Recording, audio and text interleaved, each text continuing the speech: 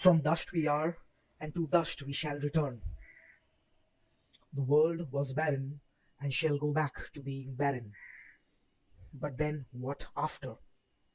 You see, we now have a chance to decide how the world shall shape out after all that has had to happen happened.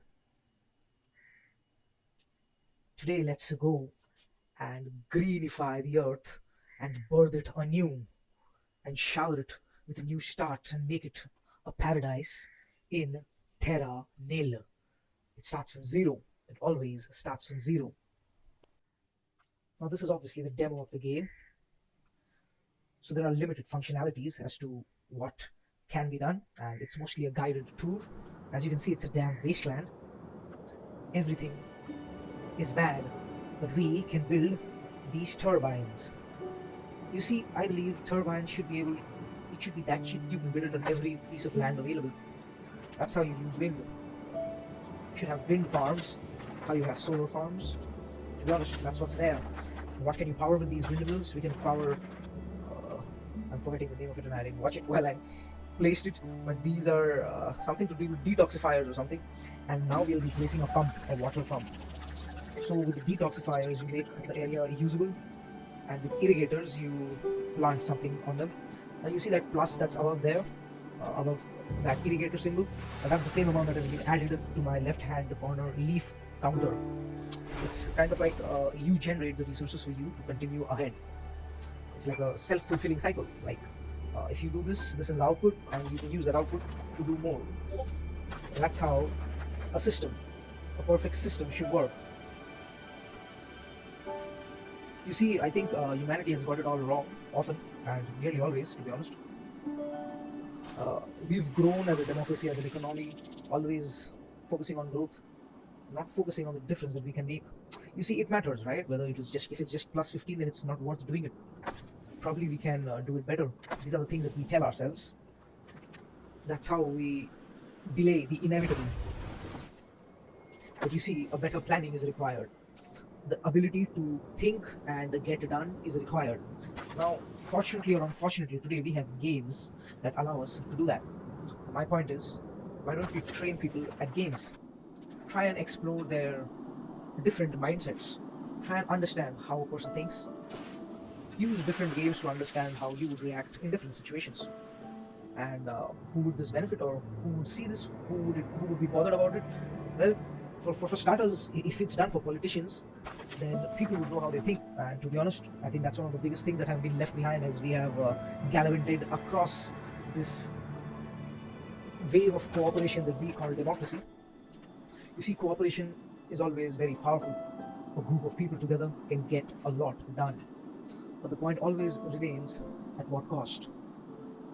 You see, we are inevitably tied to the concept of receiving something, getting something back. And that's what drives us. At times we do things which are probably not even beneficial in the short term, but in the long term, it doesn't really matter. And at the short term, we just fail to realize that. You see, this excavator, if launched in such a space, would just give me a small entry into that part while permanently making this entire area a barren wasteland. Don't believe me? Watch this. You see, that area, it went back to being grey from being a brown. Those detoxifiers, those scrubbers, I think that's what the name is, I don't remember.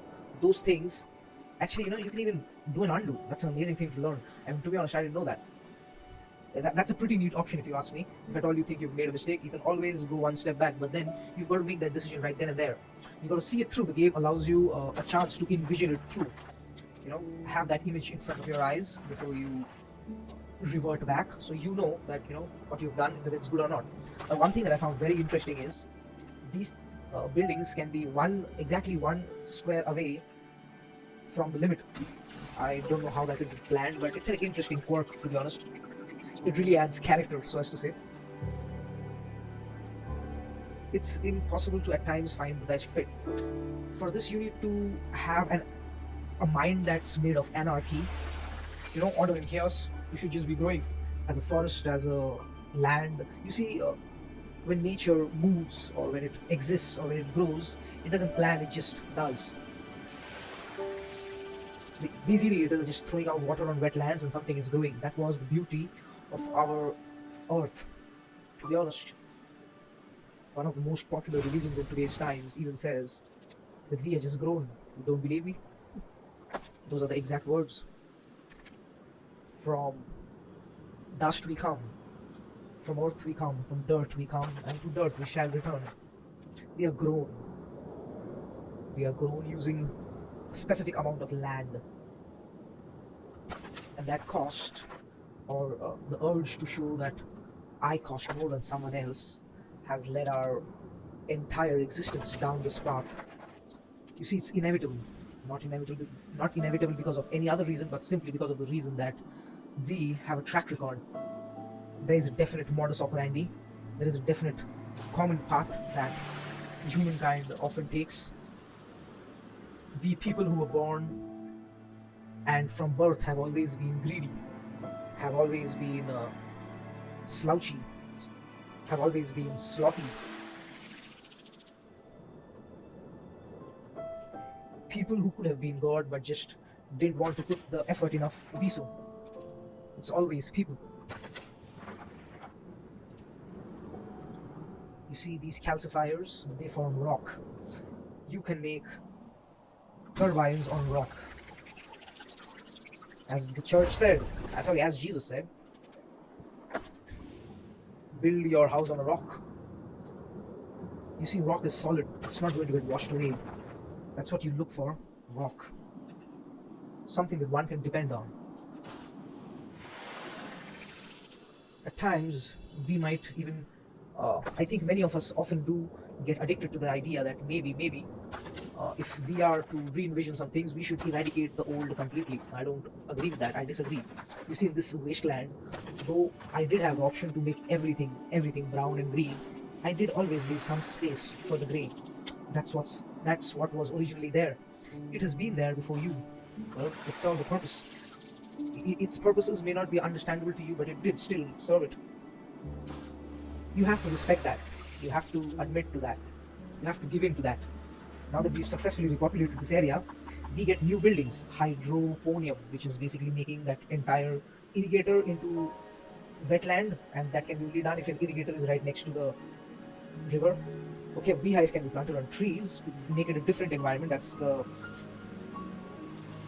first environment that's there. Farmland, maybe, I don't know. They're not given it a name. Desiccator, controlled fire. Wow. So this is basically when you want to, change everything a bit, spice things up a bit. Well, if it's a feature, we should definitely go ahead and do it. For beehive, okay, it can't be placed anywhere. It has to be placed on a tree. So, hey, by that logic, shouldn't we build forests?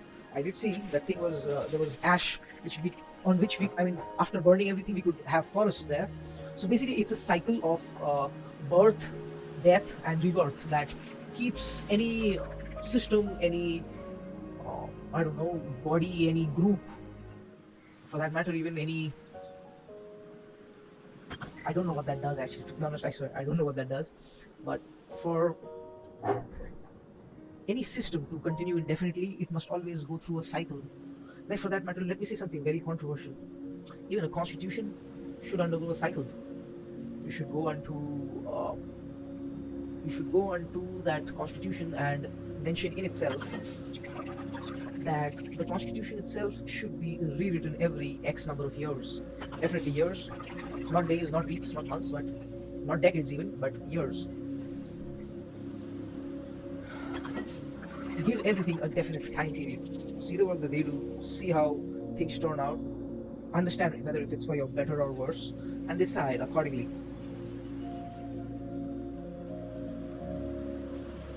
You can repopulate your efforts always, because in the end, it's always going to restart.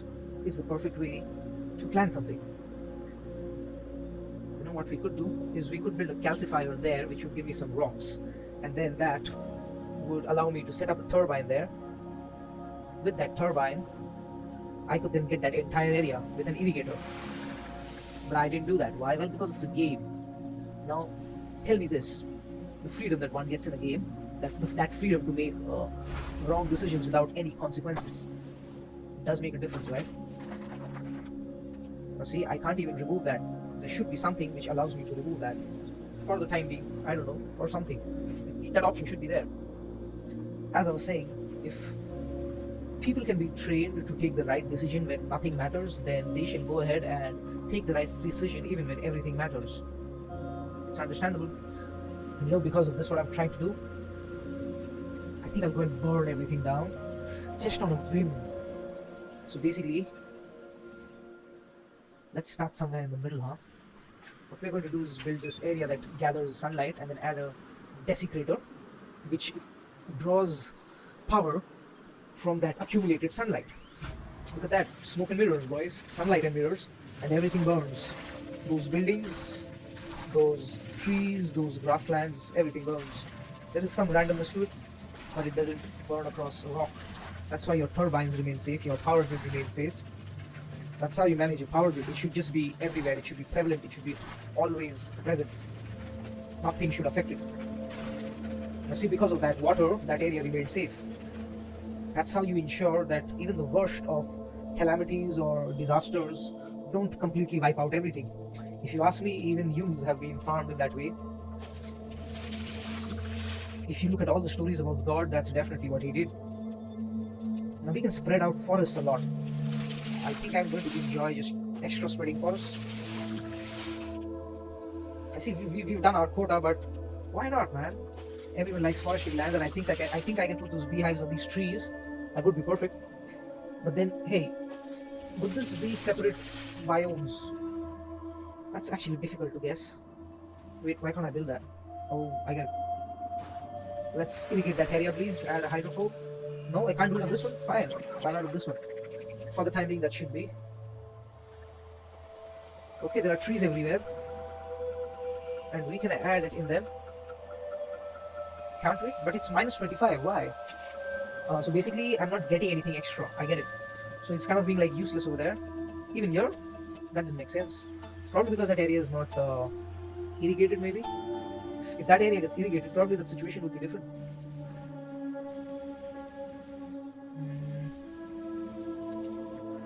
Oh yes, the scrubber. That was the issue. I get it. One scrubber there, please. One scrubber there. See, it doesn't make sense that I should have to go back and click on that scrubber again. Why can't that be open? That should promote a tendency to do things together, have a greater plan. Logically, yes, right? I think this would be perfect. What's the maximum that we can get in this area? 90 was the max that I saw. But this area just feels a little better. We'd rather add something else over there. Why leave space? It doesn't really matter, right? And as long as you're getting something plus, well, that's how the game should be played. Now we can add some hydrophobes there and complete that quota. No, we just need one more. Well, they really like their wetlands. What about if I put here plus 26? So you get it now. So if I had not put that hydrophobe there, that area would have been more. I get it. So basically, what you would need is just irrigated land to build those beehives on. That's the combination. So there are three things that you need to look at. First, to get to forested land, you need to have irrigated a lot of land. Firstly, obviously. Then the second thing is, on irrigated lands with beehives, you get the first one. I don't know the name of that. I'm going to call it yellow. The yellow look, I'm guessing. And the number of trees are the green look, yeah? Or the green biome, the biosphere, whatever. The blue one is the water biosphere. So you need irrigation everywhere, firstly. Then you add a hydro pump to an irrigated land, and you get the water biome. The areas that are slightly inwards, you add simple irrigated land, and the trees, there will always be one or two. So the more irrigated land you have, there will be random trees about. In those areas, you need to plant the beehives. And lastly, to the corners, I think in most maps or in most worlds, the best way is if the corners are forests. I mean, the forest should be a never-ending supply of wood, or a never-ending forest. It should always be there in a map, in a game. In life, that would have been amazing, and at one point of time, it was so, to be honest. For many people, the limits of their imagination were certain forests. They didn't have information beyond that, and they made the world they made that the boundary of their world. As men grew, as humans grew, we moved on to bigger obstacles like mountain passes, like valleys or canyons that couldn't be crossed, or large rivers that we couldn't see across, or an endless expanse of water. We defined our land, our world within what we could reach. That's how we demarcated things. This demarcation, this is what has eroded everything.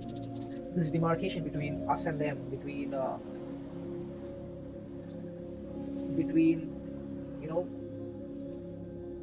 every kind of classification, believing that you are something different from the rest. We are all one. The plants, the humans, the animals, the life forms. We are all one. We are energy. We are energy given life. Each of us doesn't really have a purpose. We just exist. We exist for the glory of existing. And with that, the biodiversity has been restored, all three portions of it. Now we have to recycle everything. Now there are some temperature pylons here. I'm not sure what I have to do with this. I see humidity and a heating pylon. Will be difficult. Actually, I don't have an idea what I do with that. So we have to build a pound block, allow recycling zones to go above waterfall. I don't see any waterfall here. So an airship, huh? An airship here. So basically, in this game, what I can understand is we are, I don't know, an advanced civilization, which, or a scavenger, not even a scavenger, a laundering. No, what's the correct word that I'm looking for? A cleanup squad civilization, which comes and restores things, which restarts existence, which just plugs something back in an otherwise automated system. You see, they just give it the spark, that small little thing, that seed money, that boost to get things going, and then they're off. And how do they go off? They build their own spaceship from the things that they build to help expand our life or give birth to our life. You see, that which was given for free and taken back again, that transaction there, that cash flow there, that resource flow there, that energy flow there, that is what creates something new. You see, we've always looked at growth. The answer to all companies, to all situations is growth, but it's not. Sustainability is. You see, if a drone can go in, it can pick up everything that was there, it can dismantle it and get it back to you as items needed, which you can use in your spaceship. The issue is reaching out to areas which are not near to the ocean or near to the water. Not ocean, water, definitely. Firstly, let's set up things right where we are. Now, the fun fact about this building is, this is the fun fact, that once it's served its purpose, it recycles itself. That's the game. You see, every other building doesn't recycle itself. It needs something else. There's another silo there, which we will be using in a very fun way. I mean, I never imagined that a game developer would use this as a system, but they have, and I'm really impressed at this ingenuity. I'll show you that about the silos pretty soon. I'm going to set up docks everywhere. As you can see, that drone is going to get to them. It's my job to plan things out to make sure that I can get it in the most efficient way possible.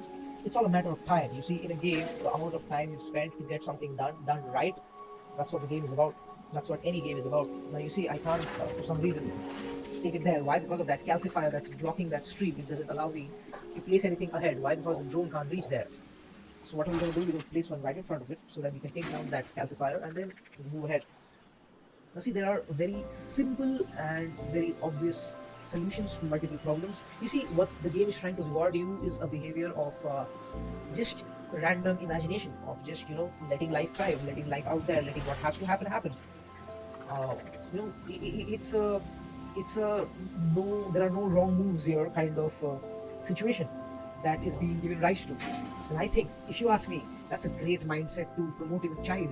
That's how you want to bring children up. You want to tell them that there is always a safe space where you can try things. It's called home.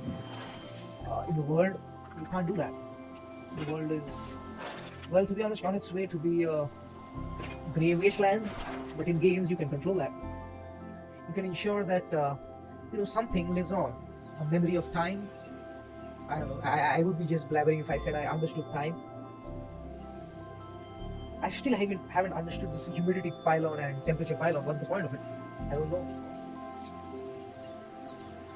Okay, so we are stuck at 87%. Why? Because the silos, you see, the silos and a few things here and there have not been collected.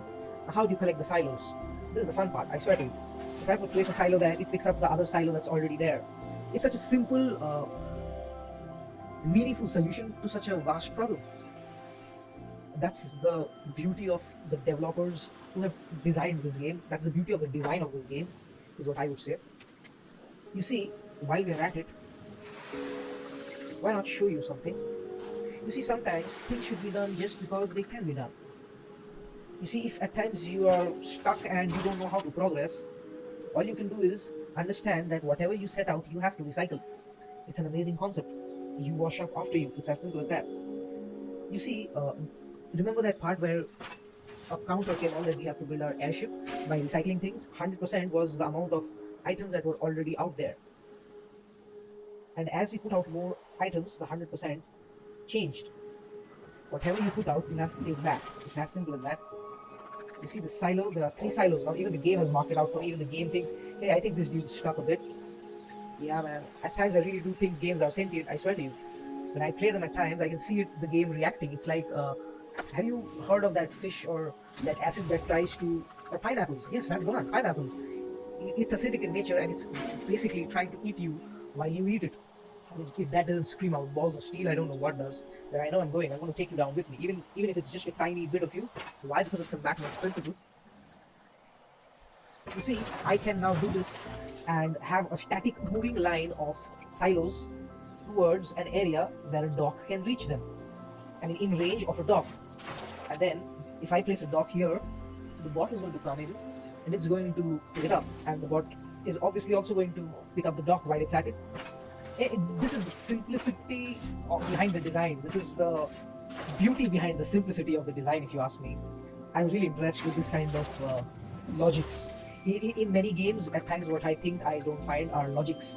There must be a reason why I would do something, and guiding me or suggesting me the best path to do should be your job. Making it as easy as possible is what's needed to be done. Now the point is, I've not used any temperature pylons or humidity pylons. I'm guessing that's what would have taken that map at the right corner into the right percentage. I'm guessing so. It's like a bullseye there and we're slightly away from it. But with imagine not at all using an entire feature of the game and still nearly reaching 100%. That's what all games work. Now that we've recycled our stuff, we're leaving. We have repopulated Earth for you with some deers and a lot of grass. And I think life shall take its own course.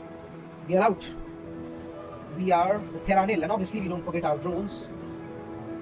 We are the refurbishers of planets. We've reclaimed this wasteland, and if you would like to really enjoy a wasteland experience like this, where it's not about fighting in the wasteland, it's not about surviving the wasteland, but it's about reclaiming the wasteland, then you should check out this game. You see, whatever you make, it doesn't really have to be perfect. It just needs to be. That's the kind of freedom that it gives, and to be honest, I would look at such type of games as replacing coloring books in the future for our children. This is how they paint their imagination, if you ask me.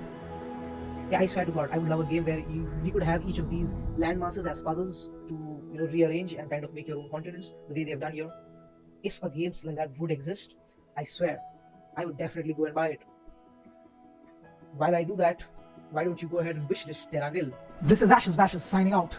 Until next video, game on.